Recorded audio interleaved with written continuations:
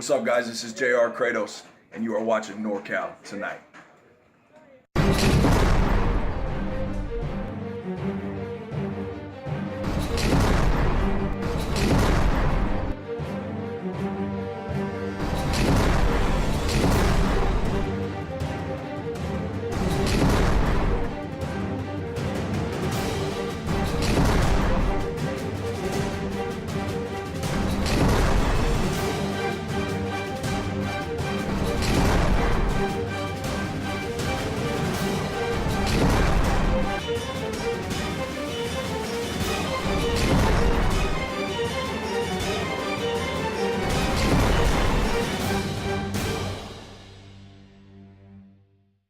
Awesome, guys. Another episode of NorCal tonight, season dose.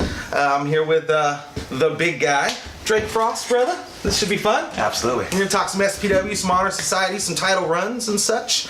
Obviously, we'll just kind of kick it off. When did you get your start? What year? 2005, January 10th, 2005. January 10th. January 10th. Awesome. Knowing the date like that, do you know how many matches you've been in since you're? Unfortunately, no. When I first started, I started keeping track, and then I think 2008, I stopped keeping track. I don't know why. Nah, you're just getting booked way too much. It's hard to keep count when you All get the booked. time. Triple, quadruple shots, you know? So many shows in a row. When you first got in, you trained SPW? Yes. Yeah? Yes. Yeah. I've heard stories of your class being, or you coming in with Timothy Thatcher, huh? Yes. Me and Timmy, January 10th, 2005, first started. The very funny thing, which only a few people know, when Samurai introduced us to the other Academy members at the time, it was, this is Tim and this is Drake, and special bonus points if you know why that's relevant. And Tim Drake is a reference to the third Robin from Batman. So yeah. I got it. You got it. I got it. I chuckled. I was like, yeah, it's gonna be good. Yeah. So Samurai had mentioned before that when newcomers come in, they kind of went with the honor society. Yeah. So was that your first role? Yes, that was my first role in SPW. They put me in a suit. I got myself a fancy earpiece, flimsy, cheap pair of sunglasses that wouldn't be too mad if they broke, and that happened a couple times. And I was security for Sir Sam. Oh, so you're kind of like a bodyguard. Yes, I was Kevin Costner. Ah, you were the He man was in my black. Whitney Houston. Oh, there you go. That's a great reference, by the way. Absolutely. So when did you have your first match? My first match was that November. No, sorry. My first match, actually September 11th, 2005. Oh, wow. Okay. Never forget. Never ever forget. And I did wrestle Timothy Thatcher. Oh yeah. In an SPW Academy Cup match. Nice. Academy Cup. Yes. So at one point in time, there used to be, youngsters that would. More. Yes. More. The Academy. Peaks and valleys in terms of attendance. When you have big classes, you have, their big goal to work towards is the Academy Cup show that we have, so all their friends and family can come see what they've been, putting in time and work and sacrifice for. And that was all a one-night gig, huh? The class was just me and Timmy, so we wrestled our one match at that show. And how'd it go? How'd you feel? It went well. Again, perspective. If you ask Timmy, he not a big fan of it. But I watch it and I go, man, Tim looks great. I don't know what I'm doing at all. So see, he doesn't like it at all. And I like it enough to be like, well, Timmy's looking great. I'm not quite sure what I'm still doing yet. Clearly, nice. I'm wearing a hand-me-down singlet, and a pair of I think basketball shorts that were like two-tone color. It wasn't a strong It start. wasn't the Frost we know and love It's today. not what. Yeah, I've upgraded since then. You'd think, thank God, social media not as big a thing. I might have ended up on some social media sites or in a video that other people might have been victim to. I think we're all familiar with what he's mentioning here. Well, that's good stuff. So when you had your first match with Timmy, and then it just kind of took off from there, single stream? I worked a couple of dark matches following that match, and then I was told that I was going to get put with Samurai. So this is what you're going to do. This is what you need to get. Be ready. Here we go. Yeah. So sweet. How long did the suit last? Actually, the suit lasted The suit itself, I think I only had to replace one pair of pants. But other than that, the jacket held up. The shirt, I eventually wrestled long sleeve shirt and would roll up the sleeves when I took off the jacket. And eventually I just cut off the sleeves. There we go. A la Deacon Batista. Yeah, there you Figured no sleeves would be all right. That suit, that suit lasted until it got stolen out of a bag from a flight I had taken to Vegas one year. Yeah. So, but yeah, the suit held up. I'd still worn it and used it for other fancy occasions. Wow! It still looked clean. That. Still looked clean. Yeah. I made use of it. So I spent good money on it. You might as well make it look nice and get use out of it. So back in the day, from what I understand, and it said 12 years ago, so I would assume it was still this way. It was kind of territorial around here. At what point did you branch from SPW to go work other companies? Let's see. 2005, slow. 2006, I want to say it was 2006, middle, maybe towards the end, into 2007, I started working for Brawl in Antioch, California. Brawl, yes. Barely regulated action wrestling league. You are the first person to say the actual definition of what that is. Most people just refer to it as Brawl. I didn't even know that's what it was. I recall that because I always found that interesting. I was like, oh, okay, that's kind of cool. Yeah, that is. And me and Timmy got some work there representing the Honor Society from time to time. Oh, the Honor Society. So we try and branch out the brand, go elsewhere when we could. Spread the wings and fly a little. Spread the wings and fly a little. But the Honor Society, all this time, huh? Yes and no.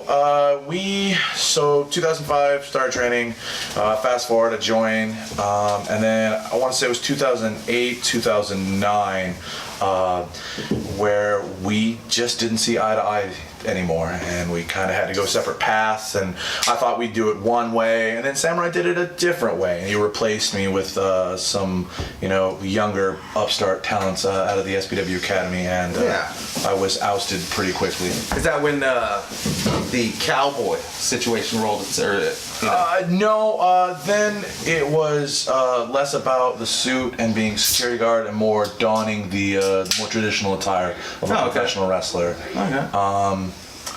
The cowboy situation arose, I want to say 2010. Oh, wow. Well, maybe 2009. 2009, I was given the opportunity to work for All Pro Wrestling. Oh, nice. And John LaRocca contacted me and said, hey, I'd like to bring you in, and I have this idea of a concept I'd like you to work with. And so he pitched it to me, and he was like, basically, I want you to be like a Stan Hansen. Big rough and tumbly guy. Yeah. And the funny thing was, when he had told me that, I laughed, because when I was growing up in the wrestling business, when I first started watching tapes, I was watching a lot of Japan stuff, and I was watching a lot of Stan Hansen stuff. That guy, I like what he does. I like how he moves. He's just a big, rough and tough guy, and he just beats the living tar out of people. Yes. Pillar to post, as an old phrase. And so that led me from APW. I started working there. Again, me and Timmy made it to APW. Started working. I started doing that. To follow that, shortly after, I want to say 2011, I was given the opportunity, because of that, to work for a company called Rebel Forge.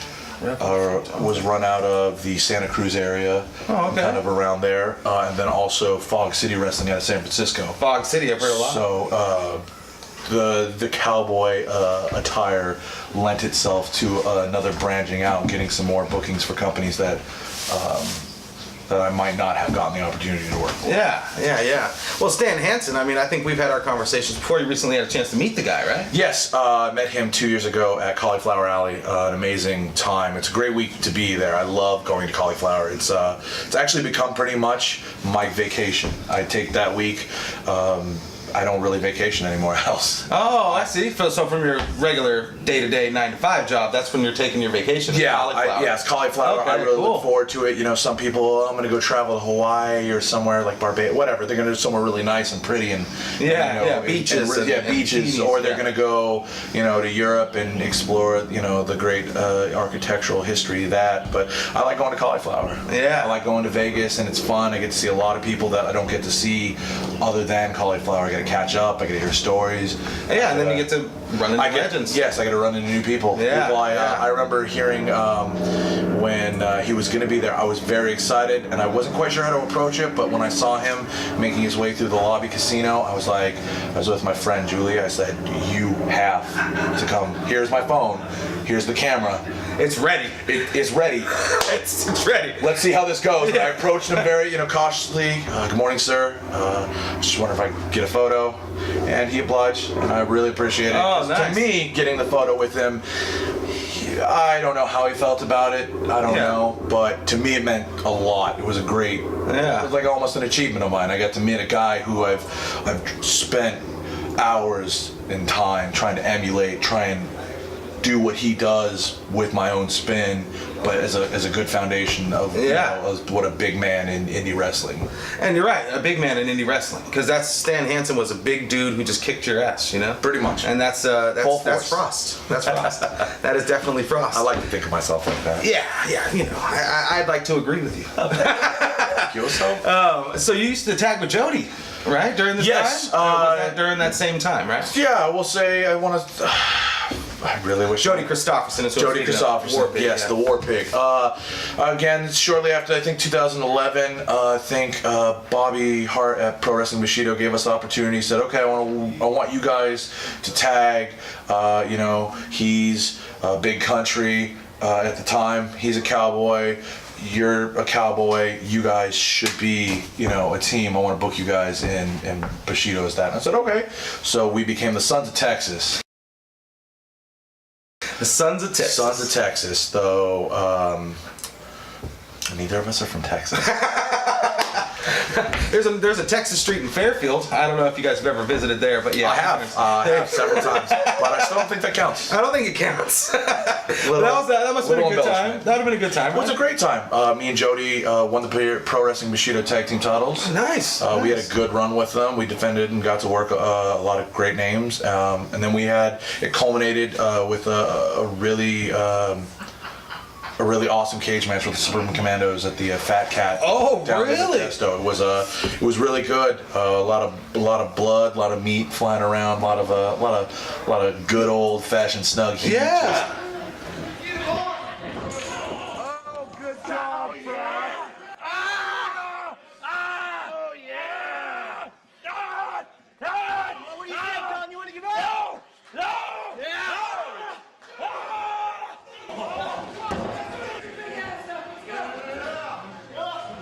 Fuck him up!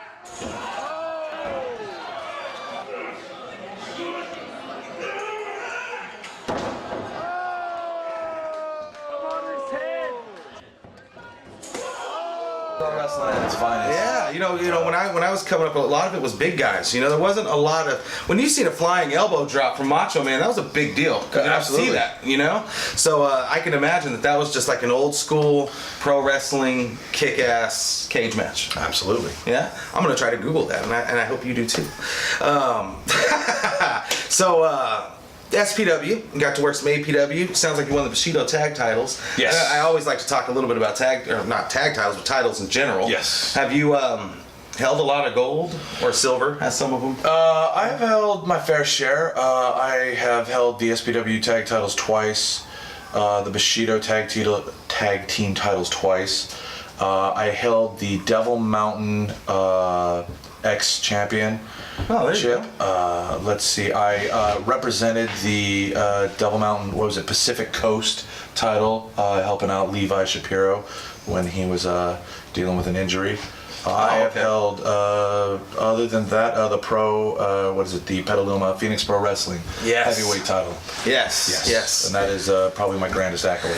Yeah. I'm actually gonna, we're gonna cut to break real quick, and when we come back, I want to get heavy into that, because when I first heard and seen that you were going for the title, I mean, no offense or anything, but I was like, oh, it's probably gonna go to Kratos, or it's gonna go to one. When I seen that you won that title, as a fan, I popped it for that. That was a good moment for me as a fan. So we're gonna go to break, and we'll be right back.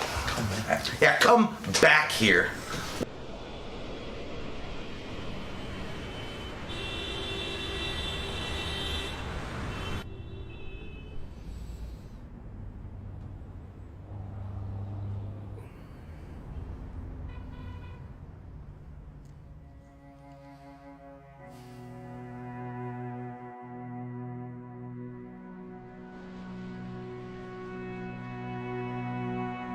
The time has come. We're ready. In this city, we are the makers, the shakers. It's what we do. We're ready. Ready to stand back proud and say, we did that.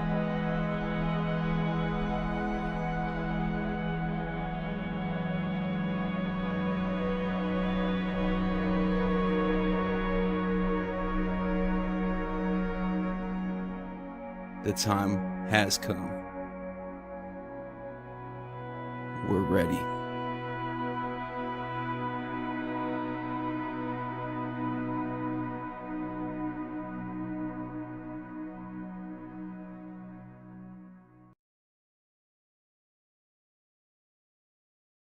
Awesome. We're back in NorCal tonight. Drake Frost. So we were talking about the, I always call it the Petaluma Pro Wrestling Championship, but it's Phoenix, correct? Phoenix, yes. The company is Phoenix Pro Wrestling. Yeah, I was excited when I seen you won the title. I mean, how did you feel when that, when they said, hey, you're going to be our guy? I was excited. I felt really good about given the opportunity to be given the ball. Here's the ball. Now go run with it. And I tried to run with it as much as I could. I think you did great. As fast and as far as possible. Yeah, and I mean, you're a heel. Yes, we are not liked, but it's like sometimes you wake up and you drive to SPW and you feel pretty good and you're happy, and then sometimes you have to drive to Petaluma and the traffic makes you a little cranky. So that makes perfect sense. I know not everyone understands. I don't like traffic and cars. I agree with you, sir. So when it comes to I recently seen here you defended the title in a losing effort. Unfortunately, against Kratos in a cage. In a first ever steel cage. History making. Oh, history making. By the way, I'd like to commend Phoenix Pro Wrestling on their cage, because that was a pretty freaking cage. Yeah, they built that themselves. Did they really? They built that themselves. I was really interested when they were like, we're gonna have a cage match, and I was like, all right, let's do this. And they were like, we're gonna build the cage, and I was like, that's really ambitious, but you do it. I'm not going to tell you not to. I want to give it a good shake before, if that's okay. I don't know. It looked good. I was able to see photos of its progress, and it looked good. It was a really nice cage. Actually, a lot of the regular fans, I showed up with a group of people, and we were all going, that is a beautiful looking cage. We know there's other cages available, but a lot of the time we see the same cage used for different promotions, and I was like, yeah, it looks like they got themselves their own, and that's pretty cool. They really are. They have a nice entrance. They have a lot going on for them over there. They're putting in a lot of work and dedication to making their product stand out and shine. Absolutely. So at this point in your career, would you prefer, and I know the Honor Society is strong right now, would you prefer a single or a tag career? What do you feel more comfortable? They're each unique beasts. Tag wrestling, when you find someone you click with and you just mesh with really well, and I've been fortunate. I've been able to do that with most of my tag partners. When you find something that works, it's awesome, and it's in essence being a tag team. It makes it almost kind of easier to get bookings because you can only have so many singles matches. Well, I do like singles matches, and again, them being different, it's more on me. I have to rely on me for the match. But tag wrestling, it's hard to do. But like I said, when you find someone you click with really well, it just makes it easy, and you guys can just build from there. Yeah, I like the just seeing the Honor Society, how Samurai's very vocal, comedic, you know, in some cases aggressive when you're, you know, not liked by the crowd, but you're boom, boom, boom, you know. So it's a great one too. I've always really enjoyed that. Is that something you feel too? Yeah, we get along really well. He is really good at all the things he does. He's a great talker. He can be funny and entertaining. He can be aggressive. He can get hardcore. Yeah. He can get hardcore, but and I think it always compliments me because I'm loud, vocal, I'm intense, you know, big and powerful, and sometimes when I feel really froggy, I can, you know, soar through the air, maybe pick up a mic and say a few things. But otherwise, I leave him to what he does, and he leaves me to what I do. So as far as you brought up the phrase, and being from SPW, how do you feel about hardcore wrestling? And have you yourself taken any matches that may have been a little more hardcore than normal? Hardcore wrestling, I don't feel really one way about it. You know, it's necessary. When you have, for instance, whether it's two teams or two individuals who, you know, have culminated to a point where it boils over, you have to have, just add that extra layer to focus the importance on, you know, what they're vying for, whether it's a title, whether it's trying to, you know, claim to be the best, what no matter what is being, you know, fought over. Yeah, it has helps. I wrestled a 60-minute Ironman match against CJ, Samurai, and myself. Wrestled a half hour into that. I went to give Samurai a belly-to-back suplex off of our stage through a barbed wire table. We didn't land exactly how planned. When we did land, though, I broke a rib. And it was probably the first major injury I'd suffered from wrestling. And I didn't know. It just felt like I got really, really winded. I was like, oh, this sucks. And I remember rolling to the locker room and sitting down and just trying to assess exactly what's going on. And people were asking, are you okay? Are you okay? And I'm like, yeah, I'm fine. I think I just got really winded. And I felt like I was like, well, I have to get back out there. I had to finish the match. So I wrestled for another 25, 28 minutes with a broken rib. And no idea of it until the next day when I went to the doctor's office. And we saw x-rays and he pointed it out, and then he questioned my sanity, and I went, oh, sorry. It happens. It happens. Any other injuries that were major, kept you out of the ring or anything like that? I recently suffered a leg issue that I had to get some medical attention on just this last year. Fortunately, I tore a tendon in my quad. So. Oh, but it's okay. Yeah, it's all right. Everything's good. How long have you been back since that happened? I came back in March. So did you feel it different? A little. We have to work through things. Have to get that strength back up. It's like you have that base level of like fitness, or at least I feel I've had that base level of fitness, and then when I'm not working out in the gym and training hard and doing what I need to get into the level and the shape of fitness I need to be in, it feels different, and then it also feels different. So, man. All right. Well, I think we'll touch on one more thing before we head to break, because we are going to take one more break. Okay. Favorite moment, or I like to say favorite match, but wrestling's about the moments. So I want to ask, like, if you can point out a favorite match, that's awesome, and if you can point out a favorite moment, that's even awesomer. Favorite match. You know, it's really unfortunately it's very hard. 12 years, I've wrestled a lot of matches, and I've gotten to share the ring with a lot of great people that I respect and I love. Favorite moment.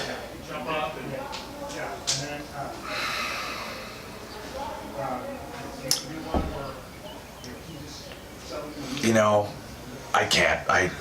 What about that PPW championship? Winning the PPW, I would say that was winning the PPW was a high point. I was really excited for it. You know, the cage match. The cage match was a favorite moment. Just the reaction I got from the crowd that night. Yeah. Just the amplitude of just their energy, and they were not behind me in any way. They didn't like me. Yeah. And they loved JR, and you could just feel it. It was raw emotion. Yeah. And you played a huge role in that, so I can understand how that would be a hell of a moment. Yeah. Yes. So we're gonna cut to break real quick. We'll be right back. And awesome, man. Thank you for tuning in. Be right back. Yes.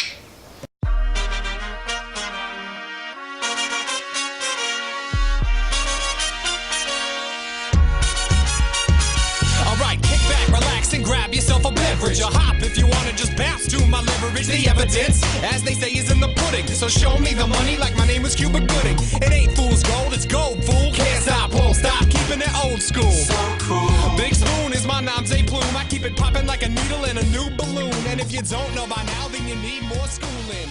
Let loose, kid. We're back, NorCal tonight. Talk a little more Frost. We left off with favorite moments, which are impossible to pinpoint because the career is so illustrious. But I will say this. That's generous. That is very generous. That's really because it's generous. very true. Reliability in professional wrestling is always a question. And just from, as a fan, my perspective, dude, you and Samurai must be two of the most reliable people in this territory. Probably in the whole country, to be honest. What's your saying? What do you guys say? Give us a ring, opponents, and a ref, and we'll give you an entertaining match. There you go. That's what I mean, and that's awesome, man. I don't want to say you don't get that very often because I don't want to put anybody down, but you guys make the towns. You guys make the trips. You guys take the drives. You guys do it. Absolutely. Do you take pride in that? Yes. A lot of wrestlers have said it. You'll see it on social media. The loop. The loop is very important. It used to be really important back in the territorial days, way back in territorial days. And we try and emphasize the importance of that because it's the only way you're going to get out.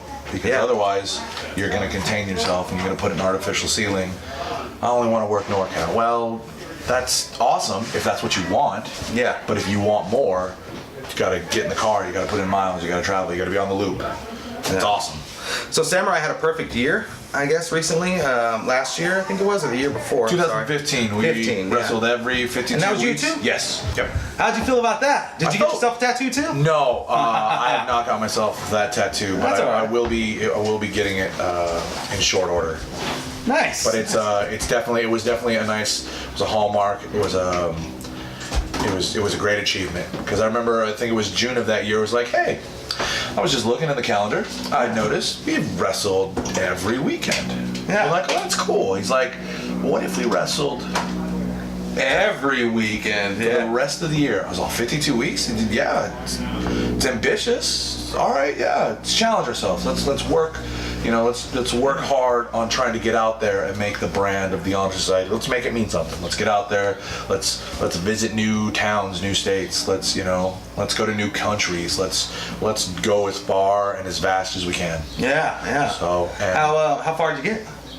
What was the longest road trip? I guess is the road. Longest road trip, Colorado. Colorado. Whoa. Did that in a weekend. We left on a Friday, drove Friday night into Saturday to arrive in Colorado, made it to the venue, wrestled, loaded back up in the car, was home by Sunday morning. There it is. How was the crowd? Crowd was okay. Okay. It was a little smaller than I had anticipated. But, That's not what it's about at that point. No, right? at that point, look, we'd made this drive. We're gonna make this awesome. Whether it's 10 people, 100 people, 1,000 people, 100,000 people. Yeah. I've wrestled in front of hundreds. I've wrestled in front of 17. Yeah. So it doesn't. And you know what's awesome? Another thing about the reliability thing is I've heard the phrase "phone it in," and we won't get too deep into what that means. But I will say it's 110% every single time. Absolutely. Absolutely. Right? Absolutely. When you get into the ring, you're not trying to take any shortcuts. You're not doing anything like that. I'm going to give you the absolute best match that I possibly can. Absolutely. And I think that goes along with the reliability factor of I'm not just going to show up, but you're going to get something from me that you're going to remember. Hopefully remember, right? Absolutely. As a fan, I remember. Oh, so I would assume they did too. I hope everyone remembers, whether they love me, hate me, thought I was, whatever. Yeah, yeah. And when you As long as say there was a lasting impression. exactly, and when you mentioned earlier making the brand, extending the Honor Society brand and getting yourself out there. If you want to just work NorCal, this is things that you said. Where do you see yourself if, in the perfect world, say you got the call? I mean, where would you want to be 10 years from now? Where do you want your checks to be written from? If wrestling was If wrestling became my living, which is a dream of mine, Japan rests atop the list. Japan is definitely where I think big white guys like myself have found success, and almost every, I don't want to say absolute, every single guy, but a majority, enough big white guys go to Japan and they find a good level of success there. Yeah. And they make it. Yeah. And I've always appreciated the Japanese strong style of wrestling.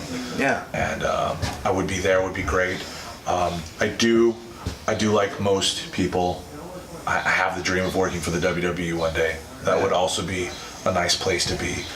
And I remember a friend of mine asking me after the last NXT pay-per-view, man, it's so great. And I said, it's the best thing I like about NXT is it feels like the very best of everything independent wrestling provides and gives fans, and then the very best part of the big promotion is that they have all the lights, yes, and they have the great entrance, and yes, they have the great video packages and everything. They have the big arenas, and people fill those big arenas. Yeah, and the minds too, to help them go. Yes. Yeah, and that's but beautiful. Then you get like the high energy of indie wrestling crowds, and you get the people who have followed you so closely that they know you and they're behind you and they've got the chance, and it's like I said, it's the best of both worlds there, and like I would be happy there if I could, if the furthest I could get was there, I'd totally be happy. I'm good with that. I would be good with that. And I know a lot of people, well, you don't want to be the top guy, you don't need to be in wrestling. And I guess I can understand why people feel that way.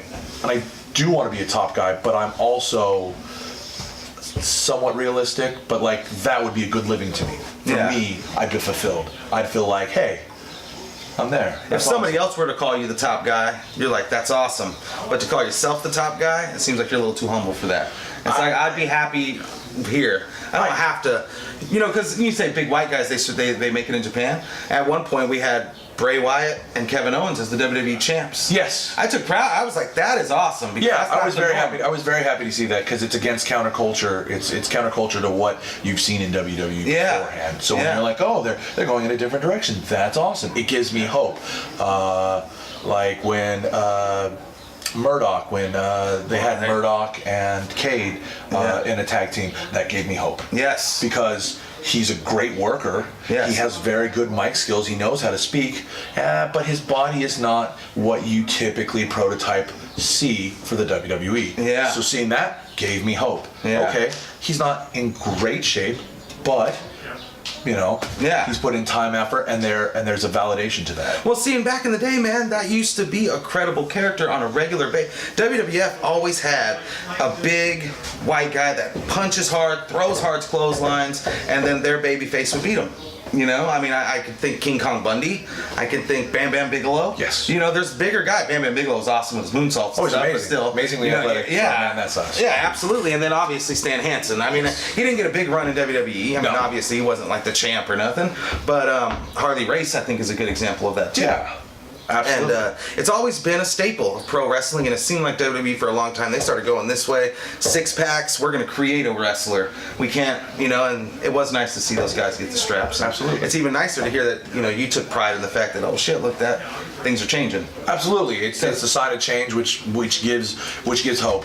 Yeah. And with hope comes drive, though. Exactly. With hope comes drive. It's almost like a renewal that you're like, okay, maybe I was kind of on the fence, but now I'm like, okay, that's a sign. That's a sign that it's possible. So you just got to work harder, do more, get out there, get noticed, start, making the right moves to get people, get people's attention. They want to open the door for you, kick the door open. Because pro wrestling, a lot of it is the brand, right? Like you said, the Honor Society brand, yes, the Drake Frost brand, the brand, yes, because that's what you're selling. Yes, you have to be bought into, and that's how you're going to make it. So that's I've heard people say they would want to go to WWE just strictly to be seen, so they can get to Japan. That's what somebody's told me before, and I felt like that was kind of a bad route. That's not a bad route. That would be a bad route. Right? You get seen at WWE, you get that a little exposure, and then that creates the potential to be, at the end game would be Japan. Yeah, absolutely. And I love the Stan Hansen, what we've been talking about here, and how you grew up, like one of your first tapes were Japan.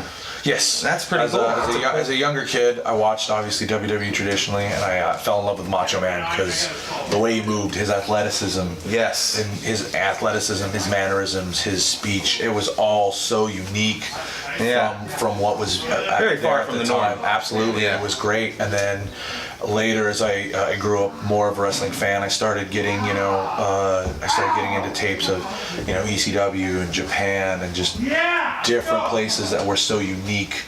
Man, those are the good old days, huh? Good swapping tapes. The tape swaps. Oh man, used to do that with a lot of buddies. My brother has about 500 of our VHS tapes in his garage.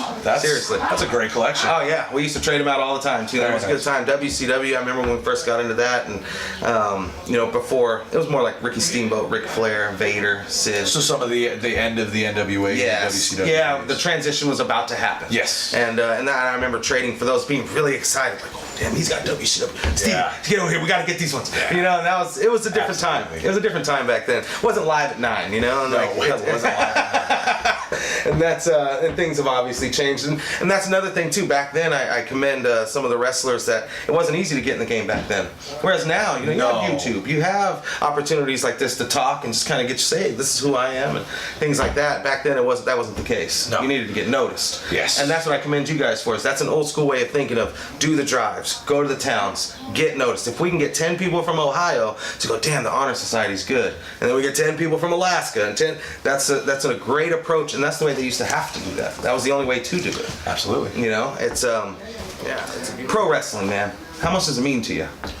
Pro wrestling is a dream. It has been a dream that I fell in love with at 4, that I realized I wanted to do at 10, and then at 21 I was given the opportunity to start.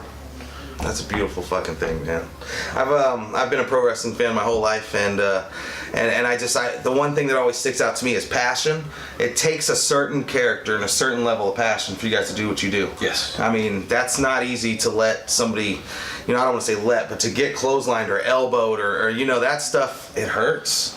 It hurts. Yes, it hurts. No, there's because people want to throw the F word at us. I want to say you, not so much me, but the F word as far as fake. Nothing fake about what's going on. Nothing at all. Just to be clear with everybody, this shit hurts. I wouldn't want to. Very physical. Very physical. Yeah. It is a part of your body hitting another part of somebody else's body, and I've been on the receiving end and on the giving end, and it's a level of commitment that you give your body to be in the wrestling business. Yeah, it's a commitment. I mean, it's a commitment to oneself that I take a lot. I mean, like I said, it's all about passion, and I give you guys a lot of credit. So I also wanted to ask, so as far as like performers here in Northern California, and we could talk tag teams as well, so maybe newcomers, oldcomers, whatever the case, is there anybody in particular that you felt like either you haven't worked or you meshed and you had a lot of chemistry, so you worked really well together, you'd love to work again? Anybody in particular in your mind? I would like to, and I've seen him for a while. I'd like to work Will Cuevas. Oh yeah. Because I saw him in APW when he was a ref, and when he was starting to train, and I've seen him progress over the time, and I think Will's a really talented guy, and I just haven't had the opportunity to cross paths with him in the ring, so that would be nice. I would love to get down to Southern California. There's so many guys. Tyler Bateman is a great guy. I love working when I get to work with him. Brody King, another really talented guy. Yeah. I would Young Lions Cup winner. Young Lions Cup winner in 2016. I'd love to get down to SoCal more.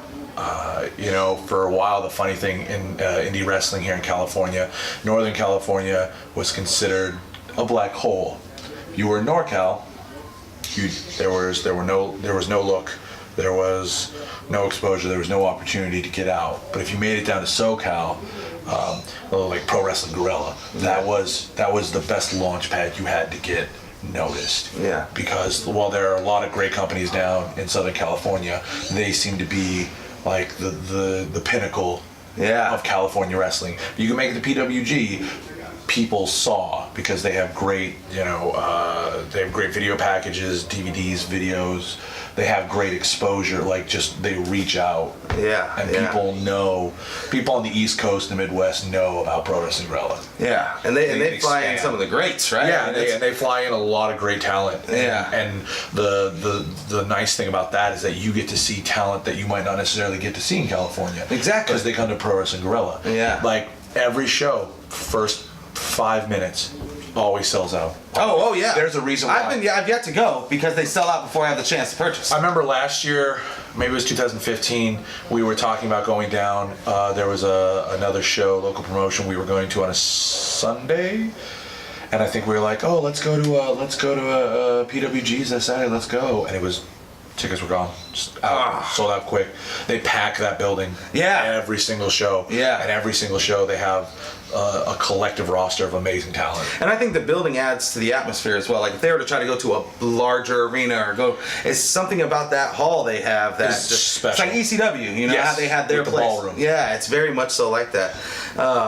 So I always like to ask this question because we're getting close to the end of the interview here, unfortunately. You've been on a lot of roads and you've done a lot of trips. Yes. Any scary, funny, crazy? I mean, what kind of road trip story you got for us, man? A road trip story? Yeah. Okay. Road trip story is back in 2007. Cool. Maybe 2008. I just got off work. I was getting ready for class. I was going to college at the time.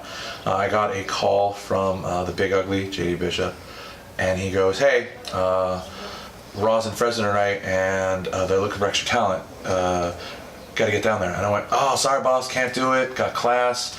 But thank you. I appreciate you calling me." Hung up the phone. I think maybe 5 minutes went, and I stopped myself, and I went, "Wait a second. What in the fuck am I doing? I'm gonna go to class and miss the opportunity of getting on the Monday Night Raw as an extra talent? Or what the? Okay, so I called him up. He gave me all the details. So I got in the car. It was raining that day, and I was driving a little over a safe regulated limit by just a scotch over the speed limit of safety. I had a close call skid out on my way to Modesto, where I was going to meet Bobby Hart, pick him up. After that, we made it to Fresno, where we met up with Mike Rain. Okay. All of us from Fresno went over to the, I always call it the Staples Center. I know it's not that, which makes me a dummy. Save Mart? Yeah, the Save Mart Center in Fresno, where the Raw was being held. We got there. We had our black polos, black pants, black shoes, black socks. We were all good to go. And we made it in, and then I saw a bunch of other, Northern California guys I had known, and we were all just kind of hanging out. And then we were approached by, I want to say it was Ricky the Dragon Steamboat. Maybe it was Fit Finlay. It was one of the two. Fit Finlay, who I absolutely love. Yeah. And I'm Fit Finlay's favorite NorCal wrestler. Oh! Don't confirm that, though. Boom! I don't know about that. Yeah. I believe it, though. But we were told what we were doing with security. It was at the time where they were doing the Donald Trump versus McMahon with Bobby Lashley and Umaga. Oh, okay, yeah. And so we're on Raw. You can look up that episode. And we were there, and you saw. So you were protecting Trump. We were Okay. separating Umaga and Bobby Okay. Lashley from what led to the regular scuffle that happens as you get closer and closer to WrestleMania. Yeah. That happened. That was great. After that was all said and done, dropped Mike Ranoff in Fresno at his place. I passed out while Bobby Hart drove back to Modesto, and then from Modesto I made it to Sacramento just in time to go back to my 9-to-5 job, which started at 5 in the morning. Oh, wow. But from that moment, driving from Modesto home and all throughout my work shift that day, I had a big shit-eating grin on my face. Oh, my yeah. boss just, why are you so happy? What's going on? Oh, I was just on Raw. No big I was just deal. on TV. I was just on TV. No big You know. deal. I just got my first taste of Sometimes luxury. you don't have to be on live television. And then that guy. And then when I got the check, and I'll probably be mocked for this, and it's okay. I framed the pay stub. Boom. What's wrong with that? Sits on my wall as a little, again, achievement of, hey, that was really cool. So is that just a suit up and show up thing, or did you have to fill out some kind of application prior to being No, chosen, that or? was Oliver John and Kafu were on. They were wrestling the Highlanders, and because of Oliver John, when they said we need local extra talent, boom. Okay. Phone calls were made, opportunities were handed, and I had to. Oliver John is severely missed here, isn't he? Absolutely, I miss old school Oliver John all the time. I hear people speak a lot about him. I hear him speak. He was one of the first people that I seen. I went to a Woodland show first time ever, and when he came out, I was like, wow, he's like the Ric Flair. He's like the wrestler. You know, he had a robe, and he was very old school. Very much. And I was so. like, look at this, and he was doing figure fours and a lot of submission.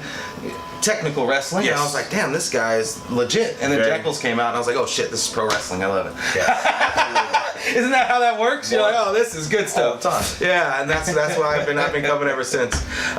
Social media? Are you having on social media? Yes, I am on Instagram and Twitter at Frost Experience, all There it one is. word. Yep. You can find me on Facebook, Drake Frost like page on Facebook.